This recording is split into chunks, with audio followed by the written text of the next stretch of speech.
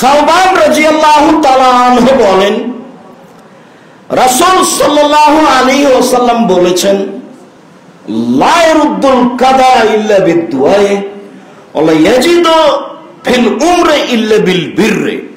মানুষের লিখিত ভাগ্য পরিবর্তন হবে না দোয়া ছাড়া। মানুষের বয়স বেশি হবে না সদাচরণ ছাড়া। মানুষ তার বয়সকে বাড়িয়ে দিতে পারে সদাচরণ দিয়ে।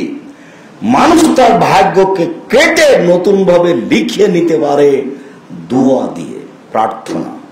দোয়াই এমন একটা পাওয়ারফুল ইবাদত যেটা চলতে থাকলে আপনার লিখিত পৃথিবী সৃষ্টির 50,000 বছর আগে যেটা লেখা হয়েছে সেইটা কেটে নতুন ভাবে লিখে দিবেন। তাহলে মাস্ক দিয়ে করোনা না ঠেকিয়ে দোয়া দিয়ে করোনা ঠেকানো দরকার ছিল। হুজুরারে এমন দাপটে বক্তব্য দিল, আর মসজিদের সভাপতি সেক্রেটারি এমন ক্ষমতা দেখালো, 5 জন দিয়ে জমা চালু।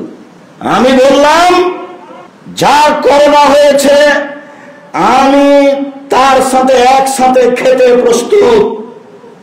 করোনায় যদি মারা যায় আমি গোসল দিয়ে জানা দিয়ে দাফন কাফন করতে প্রস্তুত, তাতে আমার অন্তর ধাক্কা খাবে না।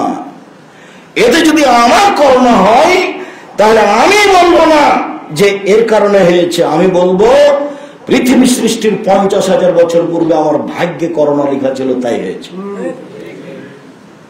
অল্প দিন বাঁচতে এসে শিরক করে ভাগ্য বাড়াতে আমি রাজি নই। বৈমানিক বিমানবালা বলছে আমাকে যে মাস্ক লাগান, আমি যে ধৈর্য ধারণ করো, মাস্ক লাগান, ধৈর্য ধারণ করো, মাস্ক লাগান, ধৈর্য ধারণ করো। আবার যখন বলেছে মাস্ক লাগান, তুমি যখন আমি বিমানে উঠি তখন তোমার চোখ ছিল না, জোর করে আমাকে মাস্ক লাগাবা, তখন আমাকে উঠতে দিতে হতো না।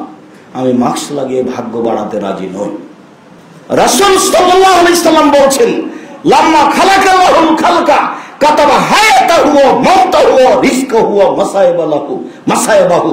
যেদিন আল্লাহ প্রাণীকে সৃষ্টি করেছেন, যার নাম প্রাণ, প্রাণী, ও সেই দিন আল্লাহ তার মরণ, তার জীবন, তার রুজি, তার আপদ বিপদ, অসুখ বিসুখ সব লিখে দিয়েছে।